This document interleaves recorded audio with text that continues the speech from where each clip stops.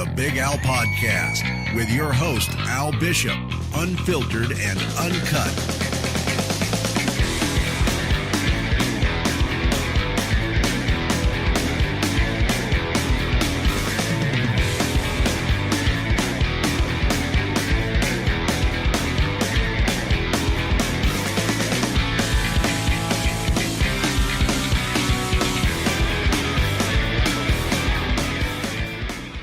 Welcome, ladies and gentlemen. I'm joined by the mighty Soldier Boy today. I just want to kick off by saying thank you very much for your time. I know you guys have got an extremely busy schedule, especially getting ready to leave. So I just want to thank you very much for taking out some time to join me today and just give us a little insight into what's going on with Soldier Boy and the entire team that's behind you. So welcome and thank you very much for your time. Yeah, no, cool. Thanks, man. Thanks for having me. It's only a pleasure.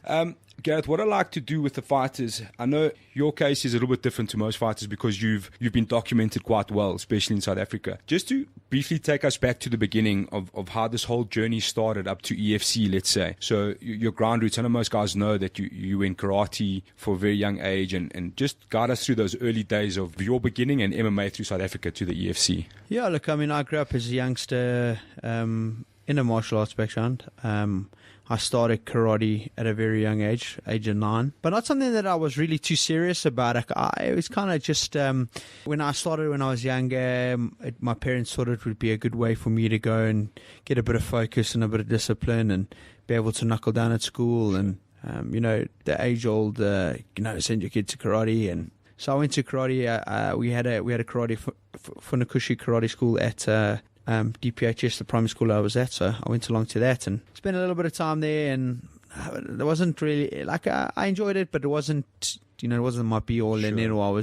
I was a sportsman, and I played literally every sport that I could at school, so kind of started to interfere with the time that I had with the crickets and the rugbies and swimming and those kind of things. Sure. I mean, I was even the chess captain at one stage at school. It's news to everybody. Yeah, I was just a kind of kid who tried to experience everything. I was, sure. If it was competitive, I was there. I wanted to be involved. Then I kind of went away from the karate, and I went back to karate probably 2 or 3 years later, and I trained at Pantan JKA in Pantan in Durban, and and I was there for a long time. I was there till I was 19. I competed at various levels in karate, but still not it wasn't. I loved it. I mean, I thoroughly enjoyed going to karate, and I had an amazing time, and it was a happy time in my life because I made good friends, and the karate structure. You kind of get into that team environment, and although it's a single man sport. Man sport, yeah. It was a good environment. My best friend and I were there. That was our thing. Stopped karate at 19. And rugby is probably still one of my greatest passions, but at that stage it was my greatest passion. I wanted to be a Springbok rugby player. I invested everything into it at school, and going into playing club rugby afterwards, and playing for the likes of DHS Old Boys and Crusaders and Harlequins on the Bluff, playing first team for them. I played Hillcrest first side as well. I really invested quite a lot into it, but I played DHS Old Boys at a very young age, and I picked up a very bad injury, and that kind of took me away from rugby for a little bit. Went and worked in the family businesses with my parents. That creates a lot of chaos at home. Sure, my dad and I didn't see eye to eye. We were always at each other's throats, and just it wasn't a good time. But found my way back to rugby. I was probably about 24, 25, turning 24, 25. And I had really not looked after my health. I had picked up a lot of weight. I mean, I was big. I was probably about 138 kilos. So Scrum-off was out of the window. I was a big guy. I had really not looked after myself. I was always a big guy at school and those kind of things, but I just, after playing rugby, got injured, didn't gym anymore. That kind of, you lose that physique, sure. And then you're eating, and I was at varsity and I was loving the varsity life, sure. And drinking and partying and everything was great. It was fabulous, But I got really, really, really unhealthy, and my pulmonologist, because I'm an asthmatic, I went to go see him, and he was like, if you don't do something, you're going to die of a heart attack. And that was a big eye opener for me, and I needed to get fit again. And so I went back to Hillcrest first. I played for Hillcrest, and they were a second division side at the time. But I was just really trying to gauge how my knee would hold out and playing rugby, and would it give me hassles again? And because I was meant to have an operation, and I just laughed it off. Okay. You know, my dad had said to me, he had the same operation, and he was like, it was a 50-50. It wasn't as advanced as what it is now. Sure. So we weren't too sure, and that's why we had moved away from the rugby. I had a good season. I loved it, and it was good to be back in that environment. And I played another season, and I played first side for them, and then I was like, okay, let's try and see if we can, take it the next step further. And I went and played in the Premiership division, and I started out with Harlequins. I was at the Harlequins, and I was playing first and second side at Harlequins, and also had another good season of rugby. I played really well, and a friend of mine was like, you're wasting your time at this club. If you really want to be serious about your rugby, you need to go to one of the better rugby clubs. Went along to Crusaders, and I was playing flank or eighth man, but I was a very physical player on the field. I was very aggressive in my approach to playing. I wasn't the guy that was afraid to get stuck in and hit the balls hard, and and just really be that physical guy within the pack. There was an opportunity for me to move along to the Sharks. I went to the Sharks Academy, spent time at the Sharks Academy, and I went through quite a vigorous change. They wanted to change me from playing eighth man to play hooker. And I went through this quite a vigorous scrumming program and line-out program. And obviously, being a specialised position, you can't just step in there. You've got to work at it, got to get those things. And then I had to try and play a few games at hooker, and I was loving the process. I was loving this change, and there was really massive opportunity in front of me, and to really have this rugby career that I'd looked for.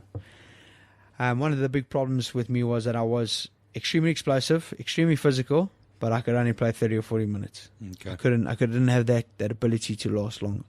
And I went along to a guy, Jason Forster, who at that time, him and his dad were kind of the heads of MMA in South Africa. They'd brought MMA into the country. They developed it at the grassroots. It was still very small at that stage.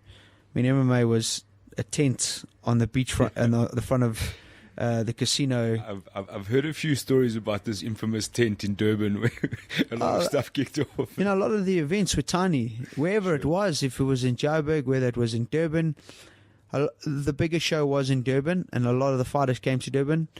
But it was 30, 40 guys in the tent that came to watch, Sure. You know what I mean? It was guys who were passionate about martial arts or involved with the club or that kind of thing. There wasn't this massive structure. There was nothing around. It wasn't like that.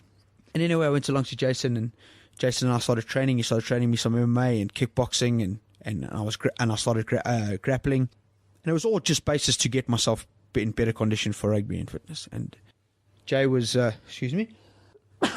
Oh, bless me. Jason turned around and said to me, "Hey, you're quite good at this. You should give it a try. You should try amateur." And I was like, yeah. And I wasn't sure, how I was going to affect the rugby, and kind of just let it carry on. And eventually, I realized that the rugby wasn't going to happen. It wasn't something that was going to come about. It was kind of, a little bit more, and you just realize that it wasn't going to go where you wanted it to go. My whole life, I'd wanted to be a professional sportsman. So I said to myself, okay, well, we got this MMA. Let's give it a crack. Let's see where it goes. We don't know. We don't know what it holds. Started amateurs. Did my amateurs. I was unbeaten as an amateur. And then I turned pro. I fought JP Kruger. And then I fought Wade Henderson, and I lost to Wade Henderson. At that stage, Jason had moved, and he had gone off to New Zealand. I'd been with Ryan Son at the Gorgeous Boys, and Kevin Thomas, who passed on. Kevin Thomas was Martin van Staden and Donovan Hawkey, Will Bentley, guys like Johan van Staden. That was that crew. They were the original crew of MMA guys that were dominating the MMA circuit when I started. Okay. So like SA's Dirty Dozen, really. Yeah, well, they were the top names in MMA. I think Martin was probably the biggest name in MMA in the country at that stage. I'm talking 10 years ago. He was the biggest name at that time. But I never really had found my footing in MMA. I was there, but I wasn't there. I loved the training. I trained hard. It got me into amazing shape. I was in incredible shape as an MMA athlete in a semi-professional environment. I liked the physicality. I liked the contact. It was just, you could be rough, and you could do what us Durban boys like to do, and that was to get in a bit of a fight and all be above board, No prison time attached. Yeah, you know what I mean? And there was no consequences. Sure. So I was kind of messing around in Durban at that stage, work-wise, and I just lost to Wade, and I wasn't sure if this was the thing. My dad said to me, you're wasting your time. You need to move to Johannesburg. You come work for me in Johannesburg. And that's it. It wasn't really a conversation. It was more like this is what you're doing. This is what you're doing. You've had enough time in Durban to find your feet. We've given you more than enough alone time. It's now time to come along. I moved to Johannesburg and started working for my dad. And I was looking for a gym. I contacted some of the guys in Durban. I said, hey, where to go? And they said, I need to go and train with Richie Kwan at FFM. Went along to see Richie and Norman at FFM, and we sat down and we had a conversation. They were like, what do you want out of this, and what is your thingy? And I said to him, well, I want to be the best. I'm not going to do it because I want to be the best fighter. And so began that journey, so began that time where Richard said to me, you needed 6 months with me before I'd even get in the cage. And that's what I did. I spent 6 months training and getting my body right and upping my skill level. And then came along UFC, UFC 01, and I fought Barry Brits. And that was a start. I blinked and it was at a whole nother level for myself. Been a crazy journey, if I may say. I've been through so many ups and downs. I've been through so many amazing experiences. I've got to travel the world and see amazing things and meet amazing people and make amazing friends.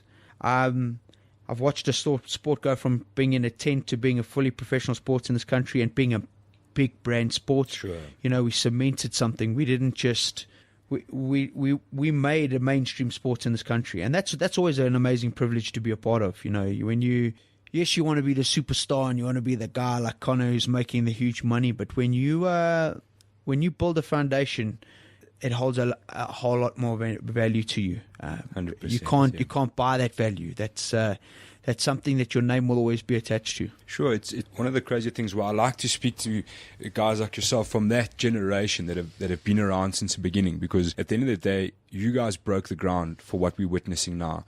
You guys fought all the hardest fights and the dirtiest fights and the no money fights, and it was like I always look at MMA as a passion versus profit business. So you have to have a lot of passion to make a little bit of profit in the game.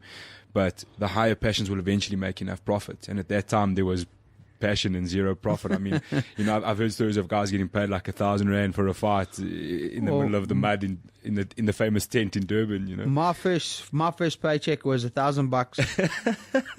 I got injured. I had to pay for some stitches, and I could buy a couple of beers afterwards. Yeah, sure. That was my $1,000. Sure. And there were no sponsors. Yeah, no. Everything was fitted by yourself. If you had to travel to an event, you had to get in the car, you had to pay for your own trip there. You had to look after your own food. Sure. There was no diets. There was no dietitians. Yeah. There was no strength and conditioning coaches. We've had to learn. We've had to fall a lot. Sure. You've had to bump your head a lot to know where you're going. And for people to have the platform that they have today. Yeah, absolutely. And it's something I hope that the youngsters today also stop and appreciate and realize the time that we're in, because we're in such like a strange time for MMA in South Africa, because we're on the brink of, let me say, almost smashing into a mainstream, like where the UFC had that Ultimate Fighter season 1 finale. We're right there, you know what I mean? And obviously you are a massive factor of that, because you're carrying that flag a little bit more than anybody else. And it's, a lot of guys are kind of like, okay, the UFC is a possibility and it's time to move now, but they also have to understand that this ground was laid hard for them, So they need to be serious about it, and they need to take the opportunity seriously. And I think it's happening in most cases. A lot of guys are still trying to play MMA, if that makes sense. Yeah, no, 100%. I agree with you. Yeah, so a lot of guys are just looking for that little bit of time in the cage under lights with people shouting a little bit. And there are a lot of guys that are chasing the dream like yourself, which is quite interesting. I always like to hear those stories starting from the beginning, because I think it hasn't been documented enough, and a lot of people have forgotten about it. Yeah. Overnight, if we can say, the sport has changed drastically, especially in South Africa, and it's reaching like quite a cool point now to see the next generation, to see how they're all gonna take it on. I think it is amazing. I think we've got some amazing young talented guys. Guys are a lot more professional in their approach. We just got to keep educating them. The older guys have just got to keep educating. We've got to not hold on tight to everything. We've got to start growing the athletes. We've got to start feeding them the information. We've got to start providing them with a direction. And we'll be successful. We're a talented nation. Absolutely. We've always been a talented nation. We're an amazing sporting nation. So we have the ability to achieve on the highest level. We're as tough as hell. I don't think I've traveled the world many places, and South Africa, I can guarantee, is probably in the top 3 or 4 toughest nations. Absolutely. I mean, we're not scared to back down. We're not scared to get into a fight. Sure. We're not scared to stand our ground. You supply the right information, the right skill sets, and we can have world champions very easy. I've realized a lot of my journey in the UFC. It's a big step up. It's a really, really big step up. And if you don't know how to handle that, it can really swallow you up. But we're there now. We've got to take every bit of information we can. And I got to soak it all up, and I've got to provide it as much as I can to the youngsters coming through, so they don't make the same mistakes as the rest of us have, or those that have been there. I'm still fortunate to be in the mix there, and I've had to make a lot of changes. I've had to see things a lot differently. I've had to process things very differently. I've had to grow up myself in terms of being an MMA fighter. I've got to realize I've been doing this a long time, and I need to start looking back at that path and how to see how do I be better? How do I achieve more? That in turn, that information's given back to the younger generation coming through, and then those guys go on to do the same and super exceed me, and they then feed that information back, and it's just that, and we just keep on breaking new boundaries constantly all the time. We can't be selfish. Got to leave the egos at the door. We have to start realizing that there's so much more than just what's happening in South Africa. The EFC is constantly gaining new ground, and they're constantly growing, and eventually they're going to become an international federation that houses a large amount of international fighters, and then they're going to start traveling with their shows.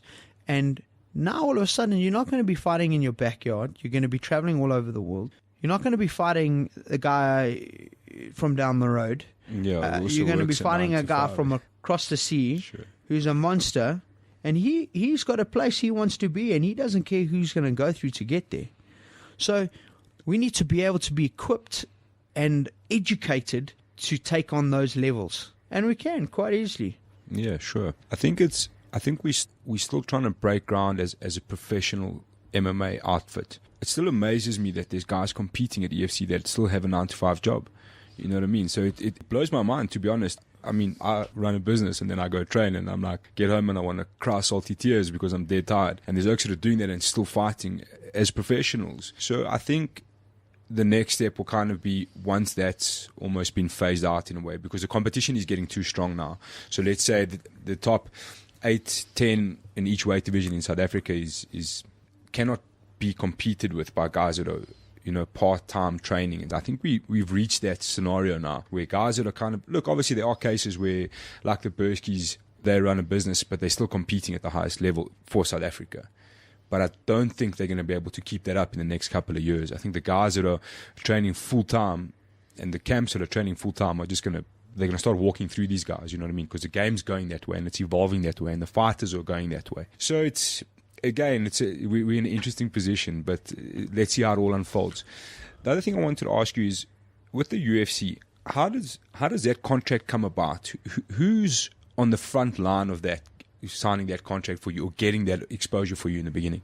Look, my wife had a massive play in that. She had been in contact with some agents and some guys across in the UFC.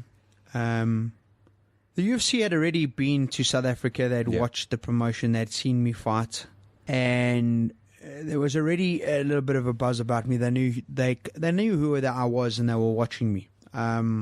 You know, my wife had started to make contact. That relationship opened, and then they basically turned around and said, you know, we want you. If you can get out of your contract with the UFC, we'll take you. I then had to go and sit down with the UFC and have a discussion with Kyra and Graham, and we basically just said, this is a situation. UFC's come along. There's an opportunity for me to go, and I would like to go. I'm not getting any younger. I'm not 22 or 23 or 24. I was 30, 32, turning 33 at that stage. So it was the right time for me to make that progression. If I was going to make that transition into the UFC and have an opportunity to be successful, it was the right time. So there was some long discussions that went on, and Kyra eventually made contact with the UFC, got the contract in place for me, and we signed the contract with the UFC. Massive. It was huge at the time. I mean, I still took me forever to come to it. I only realized after my first fight that I'm in the UFC. I need to kind of wake up here. What's going on? You know, kind of think it was all just like, I'm doing this now, and you know, and it's daunting. I mean, guys don't realize the magnitude when you walk out there. And you're sitting at a weigh-in and there's 25,000 people. It's a whole different ballgame. Whether you're number one or number one on the card or you the last fight. Sure. 25,000 people is a lot of people at a weigh-in. When you go to a weigh-in and the place is packed and they're going crazy, it's a serious reality check. You know, you walk out into a country you've never fought in, or you've never been to, first of all. You're fighting a Polish opponent in Poland. I was going to say someone straight off the block ready to knock you out, man. And a stadium that's packed. It was just the most weird environment I've ever been into. And I remember standing in the ring and Bruce Buffer was announcing. Yeah. And I was looking and I was going, why is he talking so fast? Slow down. And then, give me some time. Then by the time I came round, I think it was towards the end of the second round, I was getting my head punched in, and I was like, you better fight. Otherwise, you know, you're going to lose this fight. You know, obviously I did everything that I could, and I knew he was going to make a mistake at some stage, and I caught him in a very deep standing guillotine. But I was so exhausted, and I had nothing in the tank that he just pulled straight out of it, you know. And obviously he won the fight, and then it was kind of like a deer in the headlights. I was just like, it took me a long time to process what was happening. And I then woke up really quickly and realized where I was. And this is not the play. I wasn't in the playground anymore. You know, people, and there's one thing I can say about that place. Skill set, no skill set. Those guys come to fight. They come to win. There's no, maybe those guys in their minds believe no matter who they're fighting, they will fight anybody. Number one ranked fighter in the world, right down to number 50. And the thing about the UFC is with it being the top 50 guys is that it's that from 50 to right up to one, any guy on their day can, if you're not on it, will give you the hiding of your life. Sure, I think especially in your weight class, I think there's 50 kilos waiting in line all the time. That weight class is stacked. Monsters, it's ridiculous. Yeah. No, I don't envy you looking up or down on that roster. It's just chaos everywhere. I wouldn't know which way to turn. So how big of an adjustment? Obviously, like you've explained that the environment changed quite drastically, and I think that's understandable. And I think your first fight is always going to be the deer in the headlights. There's always going to be that adrenaline dump that's going to happen along the way. And I mean, even like for us fans, as you watch, and they always speak about it, they're like, let's see how he deals with the adrenaline first, and let's see how he deals with the big stage first. Forget the skill set. And like you said, you woke up somewhere in round 2 and I was like, okay, shit, I'm actually here, you know? So how big of an adjustment has that been? Obviously, the environment has changed completely. So how big has the adjustment been in essence? Yeah, look, it's taken me 3 years. It's taken me 3 years to really come to grips with things. From a mental perspective, from a physicality, knowing what are the right things to do, what type of a fighter do I need to be, how do I be a winner, you know, how do I go to the UFC and become a big name in the UFC. It's taken me 3 years to realize that. It's an environment where I'm on my own out there, you know. I don't have a massive amount of knowledge locally to fall upon for that level of South Africa. We've got some great gyms, we've got some great coaches. That level, you need that next level of type of training.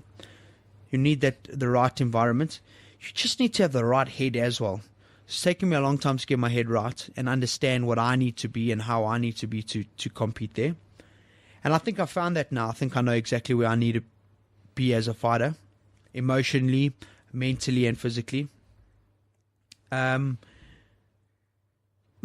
also know what choices I need to make, and I'm excited. I'm excited about the next part of this journey. I've paid my school fees there. It's been difficult. It's been tough. I've had to grind it out. I've had to get into dog fights. I also needed to know my limitations. How far am I willing to go? How far am I willing to get pushed? You know, what am I willing to sacrifice to be there? What am I willing to sacrifice to get to that level? The Alyssa De Cheria fight was a big eye opener for me in terms of what kind of a fighter am I? Sure. You know, how much have I still got in me in terms of how much fight have I still got in me? I think that was a big question for me as well. And I think I showed that in the Alyssa fight, that I wasn't willing to lie down, and that I was willing to throw whatever I had at it to fight. That's a gate. I now have that back inside me. I have that when I first started MMA, I have that want, you know. I have that drive. I realized from a physical point of view what I'm capable of taking and where I'm capable of going. So there was a lot of questions that have been asked of me over the last 4 fights, and I've got a lot of answers to them, and I know how to deal with those answers now. You know, I'm mature enough as a fighter to take those answers and develop them and take myself to the next level. I believe I've always had this skill set. Sure. I think there was just emotional questions that need to be answered. There was mental questions that need to be answered. There was lessons that need to be learnt, so I don't make the same mistakes again. And I think now I put myself on the platform where I can go and I can start beating guys, and not just going 3 rounds. I'm talking going and finishing guys and winning fights convincingly, and start making a name for myself. Absolutely. Know? I've also got I lacked some belief in myself when I was there for a long time. You know, I didn't believe in myself. I was kind of stuttering through. Should I be? Am I good enough? You know, no, I'm good enough to be there, 100%. I know I'm mentally strong enough to be there. I know I'm physically strong enough to be there. I know I've got the skill set.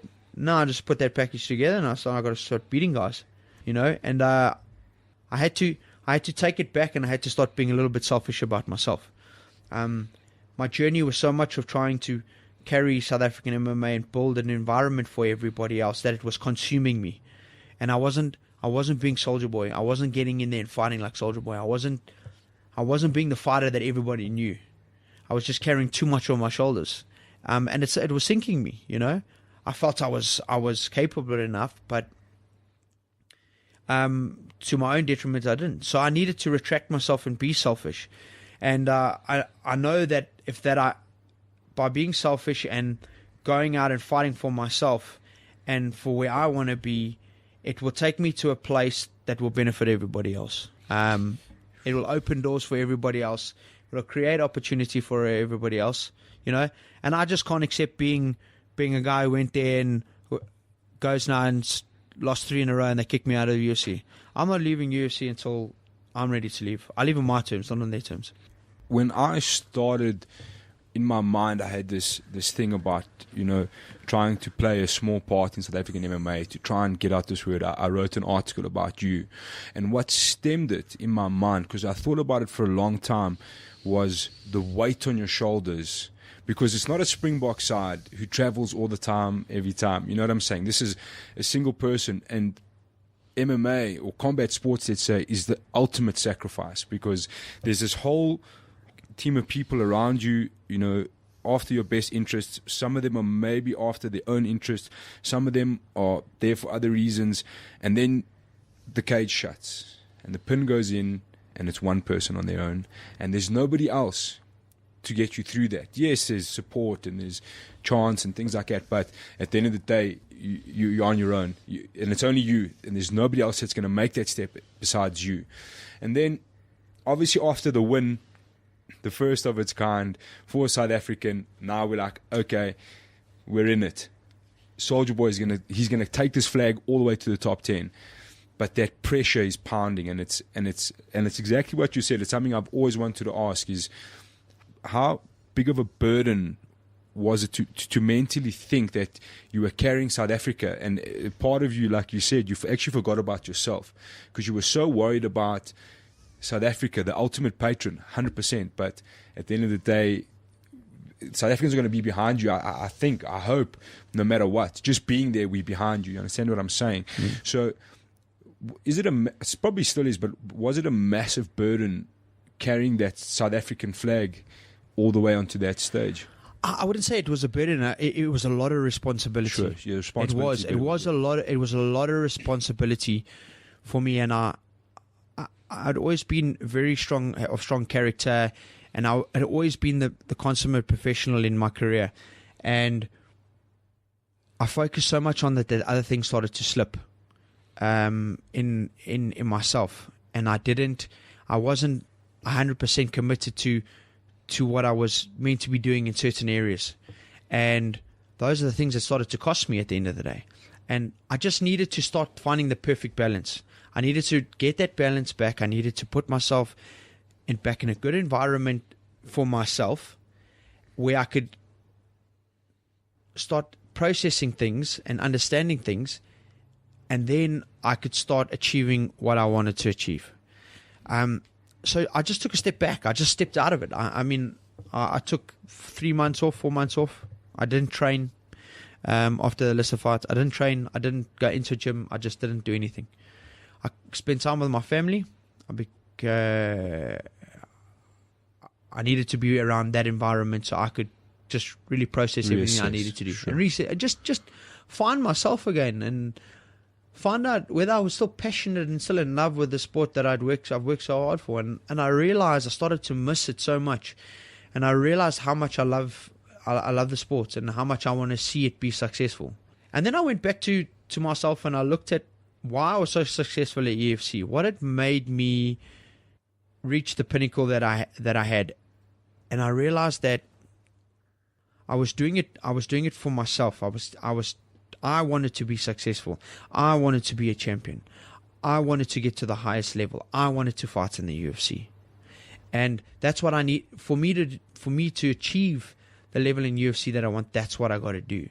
Doesn't mean that I don't carry my country and I don't carry everybody behind me, because I must say the South African MMA community has been absolutely amazing to me. I thought it would be worse. I thought I would lose a lot of support. I thought a lot of people would turn their back on me, and it hasn't. It's only become stronger. Sure. The support has only become stronger. The belief in me, guys. Every conversation I have with somebody or I meet somebody, they're like, come on, you can do this. You can.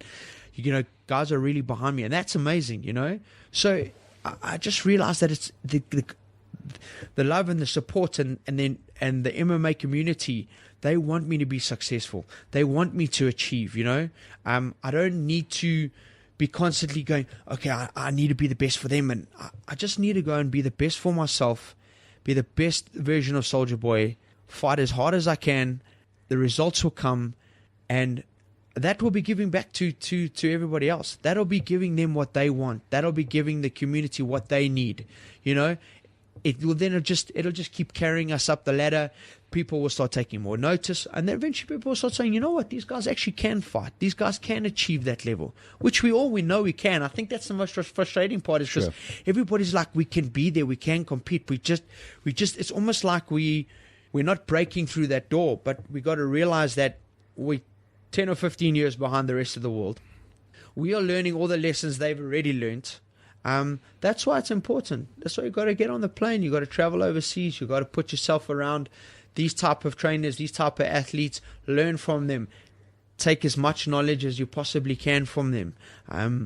If you can sit down on a chair and you can tell me that you know everything, or about MMA or any martial arts, then you should rather pack it up. Yeah, you know what I mean? Sure. This is one thing you will never stop learning it. Sure. Martial arts, you will never stop learning. People talk about Bruce Lee, and Bruce Lee was one of the greatest martial arts practitioners. I mean, he developed his own form of martial art. He started a whole movement, and he never stopped learning. He never stopped trying to gain knowledge, and that's the most important thing. You'll speak to all the older guys you speak to, they'll continue to tell you, they just continue trying to find more knowledge. Sure. They want to be more knowledgeable. And we'll get there. I'm telling you, we're gonna get there. And we're gonna have some great fighters out of this country that are gonna be fighting in the UFC, and they're gonna be making a big name. We just got to realize that we've got a ladder to climb, and let's climb that ladder one step at a time, and let's keep pushing, and we'll get there. The unfortunate part is, I would have liked to have been 10 years younger and the guy coming through learning, but I'm not. I'm the guy who's got to learn the hard lessons, and I need to now not just hold on to those lessons. I need to be spreading them around and telling us, don't do this, you got to do this. This is what you need to do. You want to make it at that next level. These are the kind of places you got to go. These are the kind of environments you got to be around, the people that you got to be around. This is the type of teams that you need. And then it can happen, Guys have got to start being more professional. They have to. In everything that you do, inside and outside the ring. You can't be professional for 3 months or 2 months and then go and eat and drink and do your thing and then try and come back. It's got to be a 24/7 thing. It's got to be your life.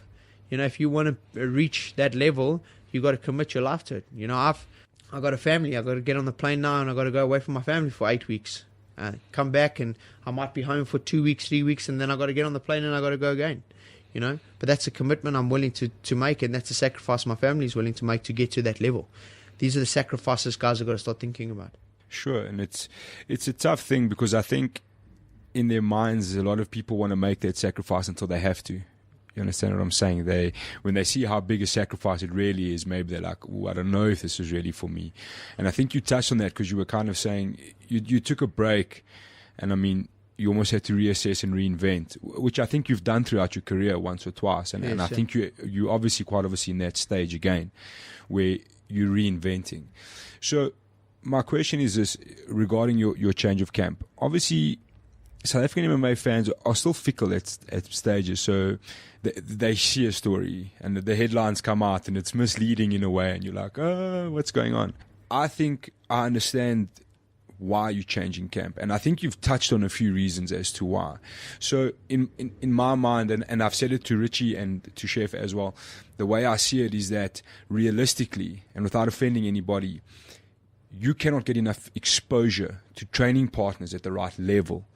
1 or 2, yes, but like you said, you need that UFC caliber kind of training, and unfortunately we just aren't quite there.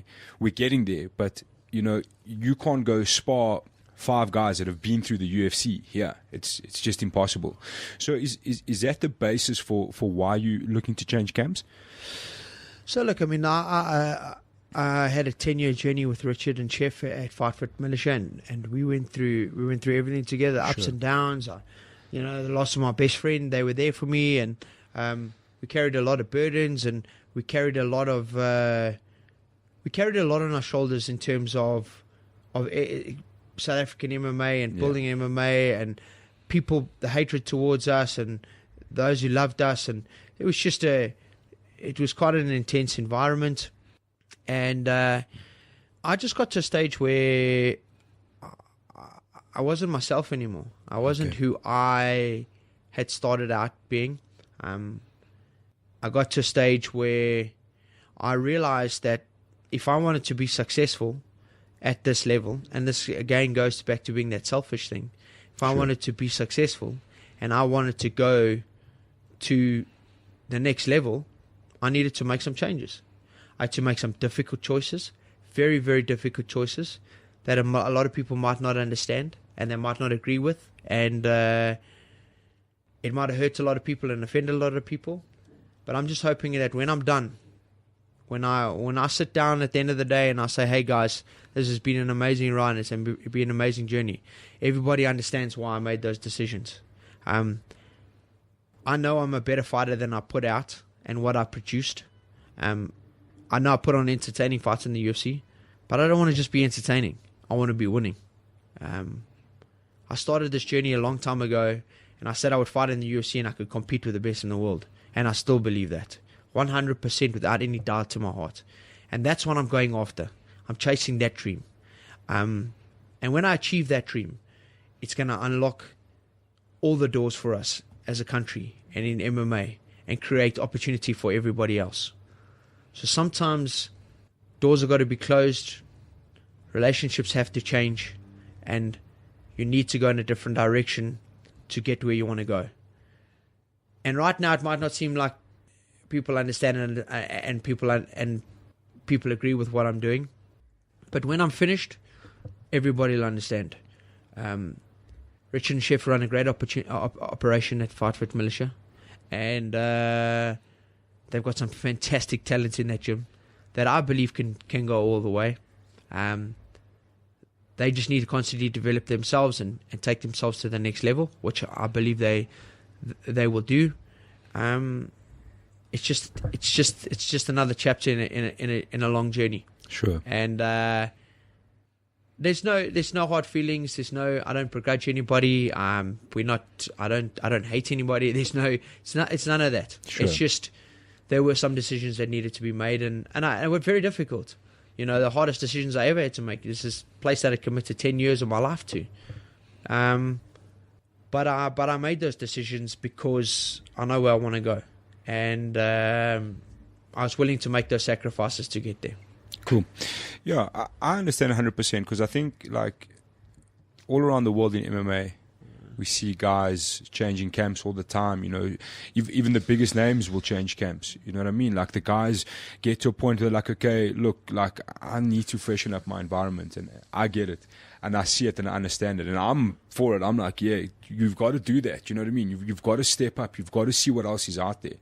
Because and I said to both of them, I'm like, with all due respect, the problem here is right now, for someone like yourself, is you're just not, and I'm going to say sparring because I think it relates the most. There's just not enough high caliber sparring partners.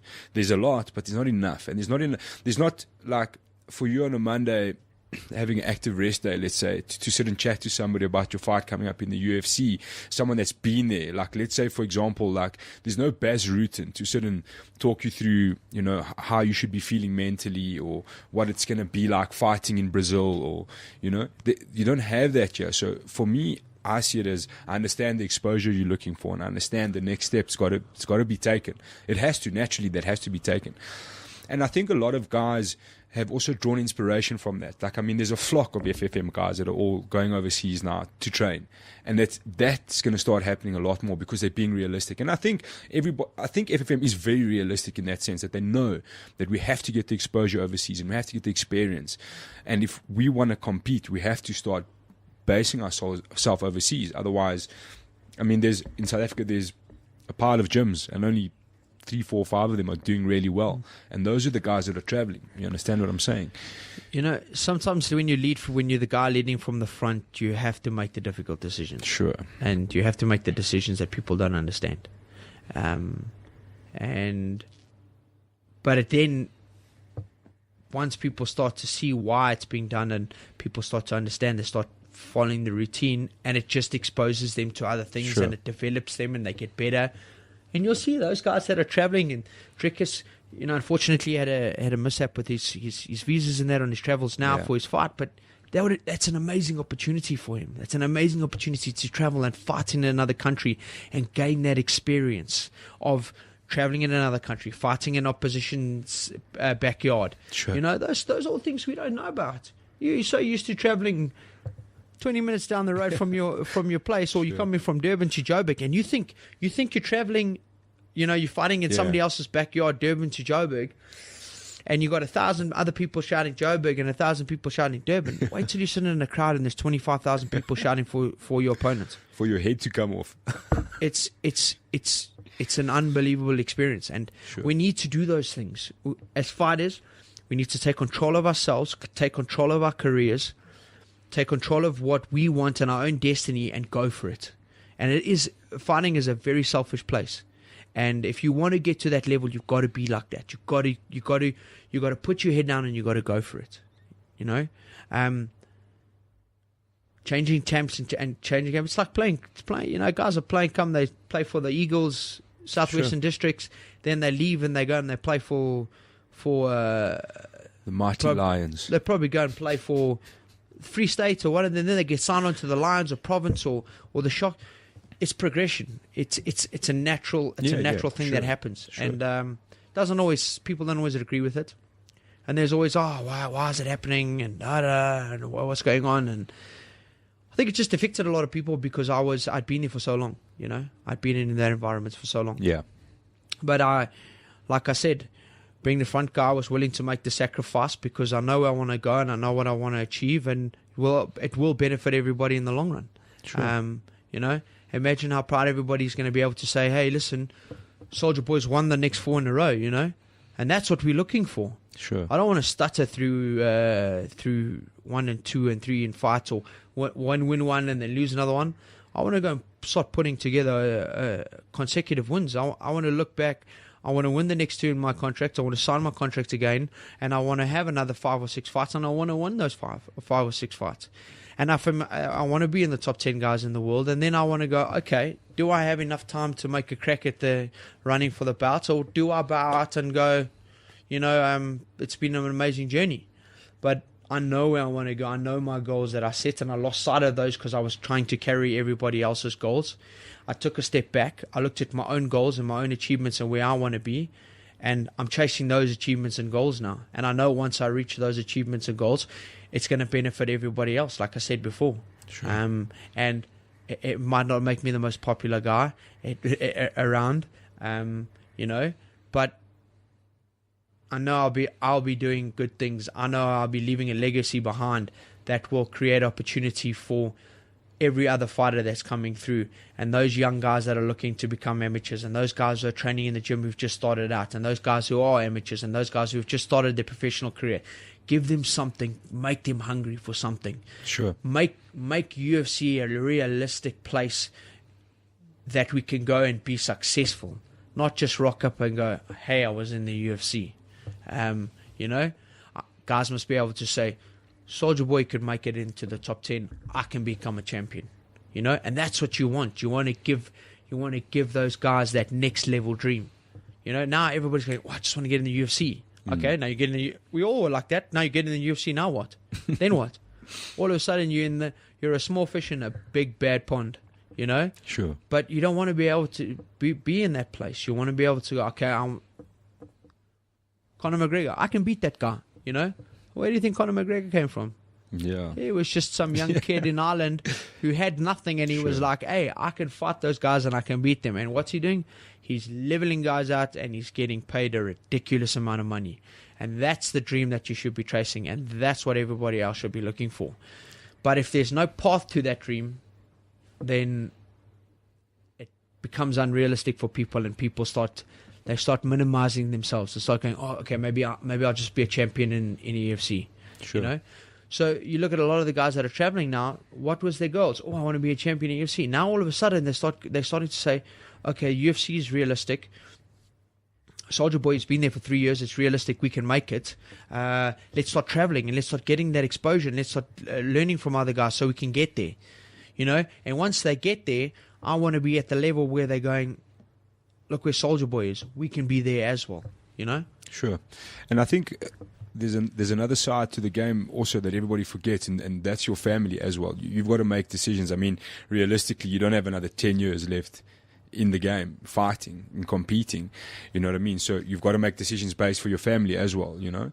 So I think that's also, a lot of people forget that there's Soldier Boy and then there's still Gareth and the dad and husband at home. You understand what I'm saying? So I think those decisions have also got to be made for the benefit of your family as well at the same time. And I think people forget that as well. Yeah, look, I mean, you must remember that all the decisions I've made has not just been about me being a top 10 fighter. Sure. There's a lot of platforms that came into play. There's a lot that I needed to sit down and think about, and how do I give myself the best opportunity to look after each individual platform. And the most important is, I mean, I got a family as well. You know, like I said, my wife got 2 kids. I got to provide for those kids. I've got to give them what they can. I've got to give them everything I can, so that they can have the best opportunity to be just as successful, or not even more successful, you know. And unfortunately, money doesn't grow on trees. Yeah, sure. You know, it's something we got to work hard for and we got to fight hard for. If I can get into an environment where I can be earning big paychecks, I build a platform for myself that I can take on once I leave. I can use that platform to develop myself further, and then, you know, so there was a lot to take in. There was a lot of decisions to make. There was a lot to think about. There was a lot. For example, getting on the plane now, I'm away. My daughter's 8 years old. She's a little bit more understanding. She understands the environment and the trip. She doesn't like it. She doesn't like me being away from home. So it's hard on her as well. You know, got my son who's 18 months, 19 months. He doesn't understand that. He doesn't know what's going on. He just sees daddy leaving. He's gone for a long time. Then he's back. Then he's gone. Then he's back. And that can affect a kid. You know, then it's my wife. My wife's got to be left at home. She's got to look after everything. She's got to manage the house. She's got to manage the kids.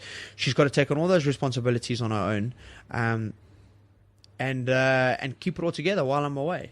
You know, that's a very difficult environment. So, you know, that also has to come into play. Sure. Are we as a family ready to allow me to travel and go and achieve the things that I need? Right. We're making this decision.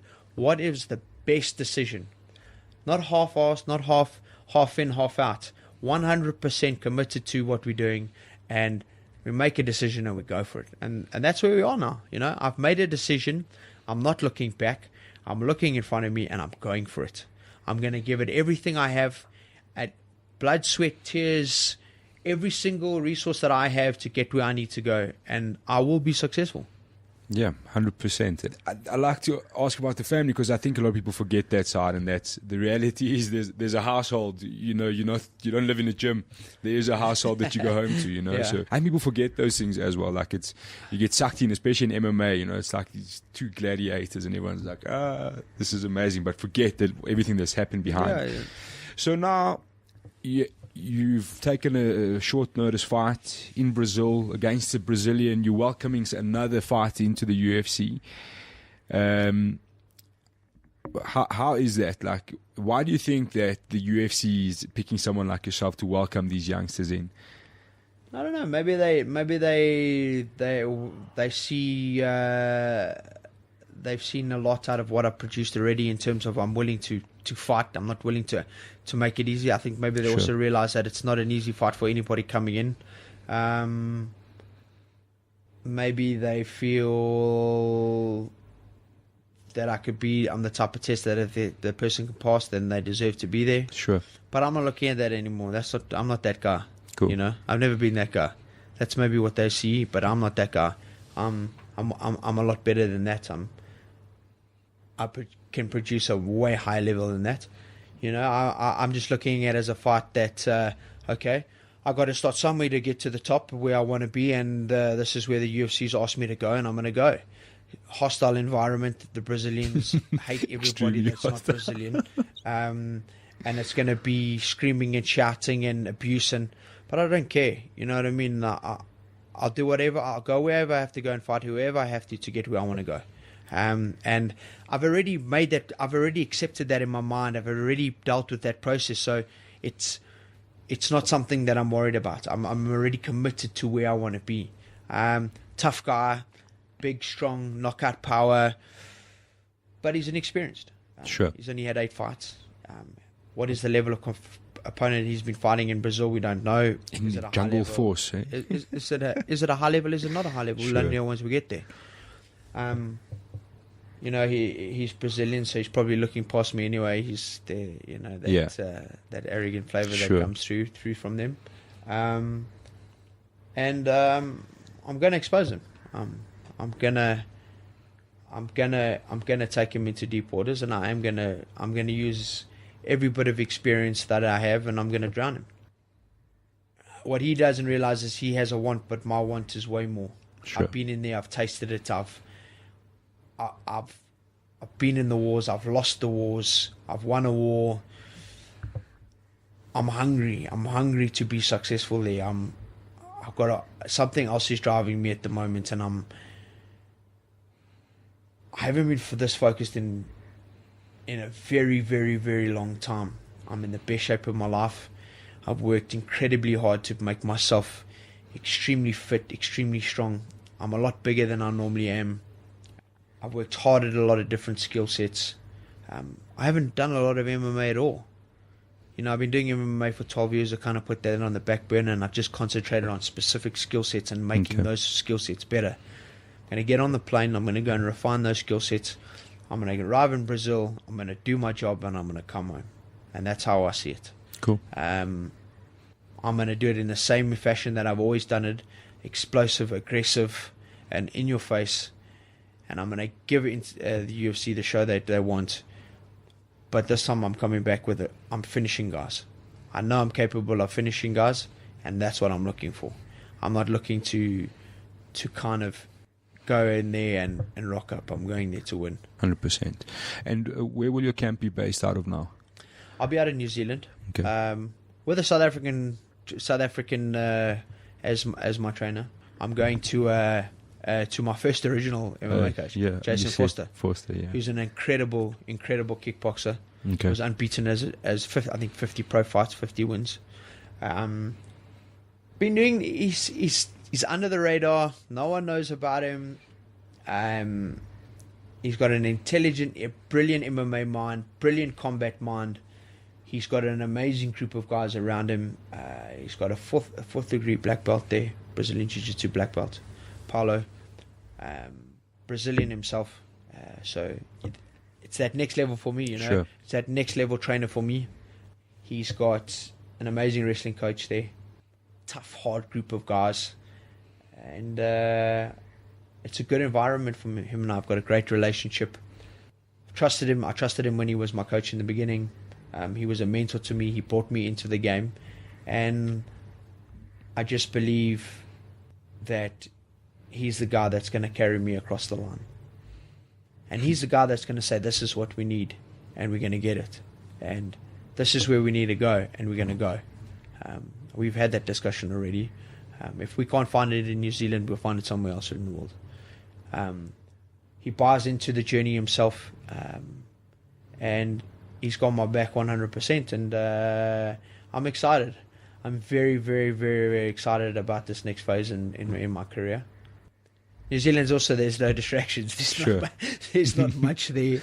I can give you a couple of fly fishing rods. You can have a crack at that if you like. So I can really just go and get into an MMA space. Sure. Switch it off. There's nothing else around me, you know. I can just go there and free myself of everything and just be 100% invested in making this happen. Cool. Yeah. And I think that's a great thing. It's almost like you're going back to your roots and rebooting the system perhaps. Yeah.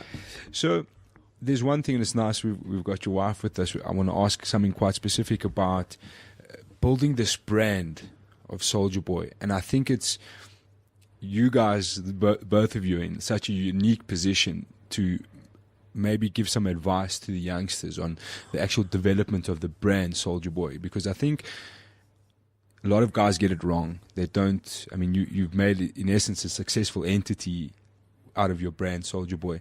So what advice would you give to youngsters coming up to kind of live that brand and be that brand, as it were? So, it's once again, it's just been a lot of lessons. It's a lot of falling on my face. It's been a lot of mistakes, a lot of growth, a lot of exciting times, a lot of not so exciting times, a lot of wrong decisions, a lot of right decisions. But just making smart choices, committing to being a professional wherever you are. Doing the things that other people wouldn't do. I did a lot of dirty work. I took a lot of interviews that a lot of people wouldn't do. You're like this one. No, but just starting out, I made myself accessible to everybody. Sure. And then everybody wanted to interview me because I was willing to give them the interview. Yeah. It wasn't a burden for me. I took every opportunity that came my way, whether it was in the beginning, it wasn't paying. No one paid me. I just did it because I knew to expose myself was the best way. Act like a professional in and out the ring. That's the most important. Learn how to communicate with people. Learn how to put yourself in an environment where you can communicate at any level. Whether you're sitting at a boardroom table with a group of CEOs, or you're sitting in the gym, sitting and talking to your mates, you need to be able to converse at that level. You need to be able to put an image across that people are acceptable. Just be yourself, I think, as well, is the most important thing. I think guys watch too many people and too many other fighters, and they try and be that person, but not be that person. Do things that other fighters are doing be yourself, man. Be original. Just be spirit of the moment, and people see those things. You don't think people are watching. People are always watching. If you make the right impressions on the right people, it can be very, very good for your career. Be polite. Don't be out in the streets fighting with every Tom, Dick, and Harry and carrying on like an animal, because it doesn't work for you. Yeah, and just work hard. You got to. It's a constant grind. It's a constant trying to develop your brand. You know what I mean? We're constantly trying to think of new ways to evolve ourselves and develop ourselves, and give back. Have to give back. You will never get anything without giving back. Take the time to invest in places that need help. I think that's been one of the biggest advocates of the Soldier Boy brand, is the fact that I was willing to help and give back. Help communities, help projects that need to get upliftment. That creates fans. It creates people who respect you, and those people talk, and it just filters out.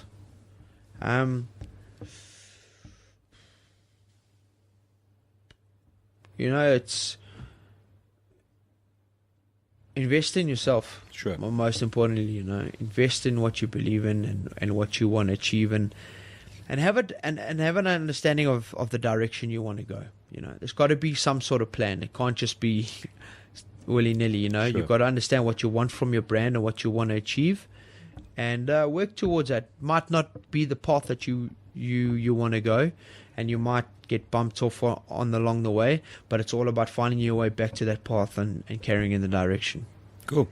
And I just want to ask you a twofold question, looking a little bit forward.